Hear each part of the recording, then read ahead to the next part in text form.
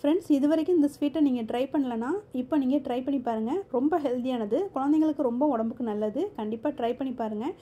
இந்த ஸ்வீட்டை நீங்கள் சூடாகவும் சாப்பிட்டுக்கலாம், இல்லைன்னா ஃப்ரிட்ஜில் வச்சு நல்ல சில்லுன்னு சாப்பிட்லாம். ரொம்ப டேஸ்டியாக இருக்கும். வாங்க எப்படி செய்யலாங்கிறது பார்க்கலாம்.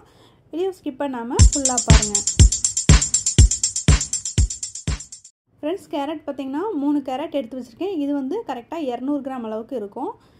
இது வந்து நல்லா தோல் சீவிட்டு நல்லா வாஷ் பண்ணி ரவுண்டாக மெல்லுசாக கட் பண்ணி எடுத்துக்கலாம். நெக்ஸ்ட்டு ஒரு 1/2 லிட்டர் அளவுக்கு பால் காய்ச்சிக்கிட்டு இருக்கேன். பால் வந்து பார்த்திங்கன்னா ஃபுல் க்ரீம் மில்காக எடுத்துக்கோங்க. ஓகே, இது காயட்டும்.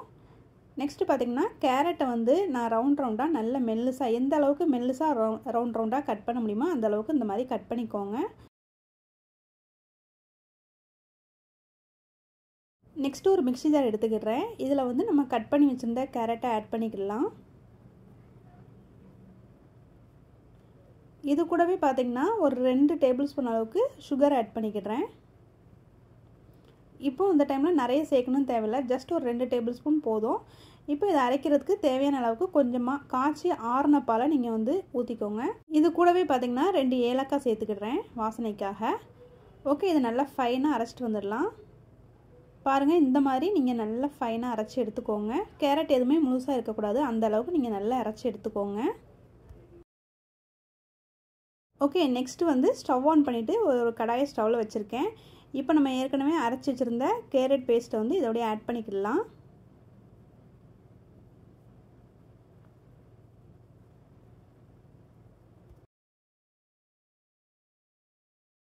நெக்ஸ்ட்டு இது கூடவே பார்த்திங்கன்னா 1 கப் அளவுக்கு நான் ரவை எடுத்திருக்கேன். இதை வந்து கொஞ்சம் கொஞ்சமாக இதில் சேர்த்துக்கலாம். ஃபஸ்ட்டு 1/2 கப் அளவுக்கு நான் சேர்த்துக்கிடுறேன்.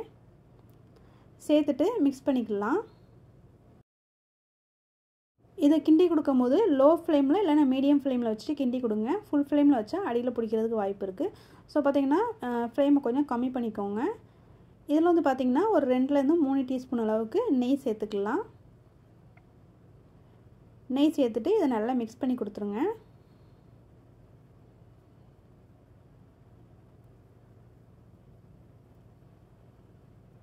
இது ஒரு ட்ரிப்பு இந்த மாதிரி நல்லா ஒன்று போல் மிக்ஸ் பண்ணி கொடுத்துட்டு பேலன்ஸ் உள்ள ரவையும் இதில் ஆட் பண்ணிக்கலாம்.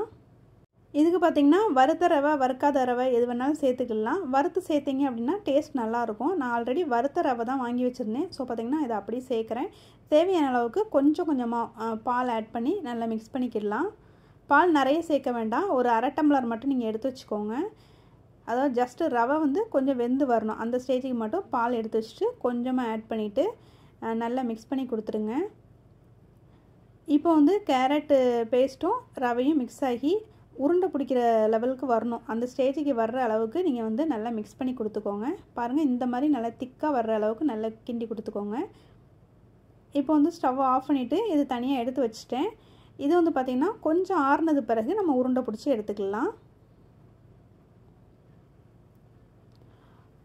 ஓகே, ஆறுனது பிறகு நான் உருண்டை பிடிச்சி எடுத்து வச்சுருக்கேன். இந்த அளவுக்கு நீங்கள் உருண்டை பிடிச்சி எடுத்துக்கோங்க. அதாவது குலோப்ஜாம் சைஸ்க்கு இந்த மாதிரி நீங்கள் வந்து உருண்டை பிடிச்சி எடுத்துக்கோங்க.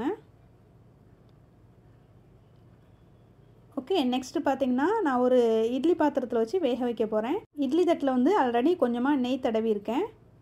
இப்போது இந்த நம்ம உருட்டி வச்ச உருண்டைகளை எல்லாத்தையுமே இட்லி தட்டில் வச்சுட்டு நம்ம வந்து ஒரு 5 நிமிஷத்துக்கு மட்டும் அவிச்சு எடுத்துடலாம். ஓகே, இப்போ வந்து இட்லி பாத்திரத்தில் ஆல்ரெடி கொஞ்சமாக தண்ணி விட்டு நல்லா சூடு பண்ணிக்கிட்டு இருக்கேன். இப்போ இதை உள்ளே வச்சுட்டு ஒரு 5 நிமிஷம் மட்டும் வேக வச்சு எடுத்துக்கலாம். ஓகே, இது வேகட்டும். நம்ம இன்னொரு பர்னரில் ஒரு கடாய் வச்சுருக்கோம்.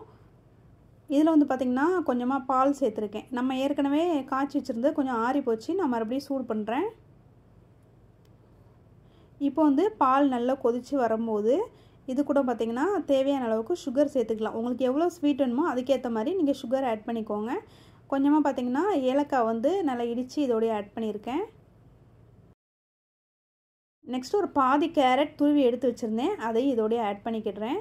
சப்போஸ் உங்களுக்கு கேரட் துருவி ஆட் பண்ண வேண்டாம் அப்படின்னா நீங்கள் ஆல்ரெடி நீங்கள் வந்து நம்ம கேரட் பேஸ்ட் அரைச்சிருப்போம்ல, அதுலேருந்து கொஞ்சோண்டு எடுத்து வச்சு கூட நீங்கள் இதில் மிக்ஸ் பண்ணிக்கிடலாம். உங்கள் விருப்பம்தான்.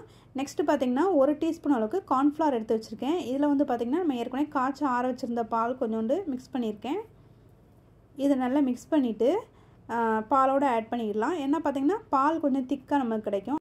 கார்ன்ஃப்ளவர் வேண்டானா கூட நீங்கள் ஸ்கிப் பண்ணிக்கிடலாம். பால் வந்து நல்லா திக்காக இன்னும் கொஞ்சம் வற்ற வச்சு காய்ச்சி எடுத்துக்கோங்க. ஸோ பார்த்திங்கன்னா இது வந்து நம்ம கார்ன்ஃப்ளவர் சேர்த்ததுனால சீக்கிரமாகவே திக்காயிரும். டேஸ்ட் ரொம்ப நல்லாயிருக்கும். ஓகே, இதை மீடியம் ஃபுல் ஃப்ளேமில் வைக்காமல் மீடியம் ஃப்ளேம்லேயே வச்சுக்கோங்க. ஃபுல்லாக வச்சிங்கன்னா பால் பொங்கி சிந்தும். ஸோ பார்த்திங்கன்னா கொஞ்சம் மீடியமாகவே வச்சுக்கோங்க. நெக்ஸ்ட்டு வந்து நம்ம ரவையும் கேரட்டும் மிக்ஸ் பண்ணி வேக வச்சுருந்தோம்ல, அது வெந்துட்டான்னு பார்க்கலாம். 5 நிமிஷம் ஆகிட்டு இது நல்லா வெந்திருக்கும். ஸோ பார்த்திங்கன்னா இதை வந்து எடுத்துட்டு நம்ம வந்து பால் வற்ற வச்சுக்கிட்டு இருக்கோம்ல, அதில் வந்து இதை ஆட் பண்ணிடலாம். ஸோ பார்த்திங்கன்னா ஃப்ரெண்ட்ஸ், பிள்ளைங்களுக்கு அடிக்கடி இது செஞ்சு கொடுங்க. இப்போ வந்து பிள்ளைங்களுக்கு ஸ்கூல் லீவ் விட்டுருப்பாங்க. பிள்ளைங்களுக்கு வந்து இந்த ஸ்வீட்டை கொஞ்சம் டிஃப்ரெண்ட்டாக அந்த மாதிரி செஞ்சு கொடுத்து பாருங்கள். ரொம்ப ஹெல்த்தியானது. அவங்களுக்கு ஏற்ற மாதிரி நீங்கள் வந்து சூடாகவும் கொடுக்கலாம். அப்படி இல்லை அப்படின்னா நீங்கள் ஃப்ரிட்ஜுக்குள்ளே வச்சு, சம்மர் தானே, ஃப்ரிட்ஜுக்குள்ளே வச்சு கூட நீங்கள் கொடுக்கலாம். அது நம்ம விருப்பம் தான். அவங்களுக்கு ஏற்ற மாதிரி நீங்கள் கொடுங்க. ஸோ இப்போ வந்து பார்த்திங்கன்னா நம்ம உருண்டைகள் எல்லாத்தையுமே இது கூட ஆட் பண்ணிடலாம். இது கூட ஆட் பண்ணிவிட்டு ஒரு 5 நிமிஷம் சிம்மில் வச்சு கொதிக்க வச்சுட்டு நம்ம ஸ்டவ்வை ஆஃப் பண்ணிடலாம். ஸோ பார்த்திங்கன்னா இது கொதிக்கட்டும். இது வந்து பார்த்திங்கன்னா பால் வற்ற டேஸ்ட் ரொம்ப நல்லாயிருக்கும். ரொம்ப ஹெல்த்தியானது. சாப்பிட்றதுக்கு ரொம்ப இன்ட்ரெஸ்டிங்காக இருக்கும், டிஃப்ரெண்ட்டாக இருக்கும். இல்லை கேரட் சேர்த்துருக்கோம் அப்படின்ட்டு கொஞ்சம் கூட தெரியாது, அவ்வளோ டேஸ்டியாக இருக்கும். கேரட் சாப்பிடாத பிள்ளைங்க கூட இந்த மாதிரி நீங்கள் செஞ்சு கொடுத்தீங்கன்னா ரொம்ப விரும்பி சாப்பிடுவாங்க. கண்டிப்பாக ட்ரை பண்ணி பாருங்கள் ஃப்ரெண்ட்ஸ், ரொம்ப ஹெல்த்தியானது. ஸோ பார்த்திங்கன்னா இதை ஒரு ட்ரிப்பு கிண்டி கொடுத்துட்டு இதை நம்ம ஸ்டவ்வை ஆஃப் பண்ணிக்கிடலாம். இது வந்து பார்த்திங்கன்னா உருண்டைகள்லாம் அந்த பாலோட கரைஞ்சிலாம் போகாது. ஸோ பார்த்திங்கன்னா நம்ம அவிச்சு தானே உள்ளே போட்டிருக்கோம். ரொம்ப சாஃப்டாகவும் இருக்கும், நல்லாயிருக்கும். கண்டிப்பாக ட்ரை பண்ணி பாருங்கள் ஃப்ரெண்ட்ஸ். ட்ரை பண்ணி பார்த்துட்டு எப்படி இருந்துச்சுன்னு சொல்லுங்கள். இந்த வீடியோ உங்களுக்கு பிடிச்சிருந்துச்சுன்னா லைக் பண்ணிக்கோங்க. மறக்காமல் என்னோடய சேனலை நீங்கள் ஃபஸ்ட் டைம் வந்து பார்த்துட்ருக்கீங்கன்னா சப்ஸ்கிரைப் பண்ணிவிட்டு பாருங்கள் ஃப்ரெண்ட்ஸ். அப்போ தான் நான் போடுற அடுத்தடுத்த வீடியோஸ் வந்து உங்கள் ஃபோனில் நோட்டிஃபிகேஷனாக வரும்.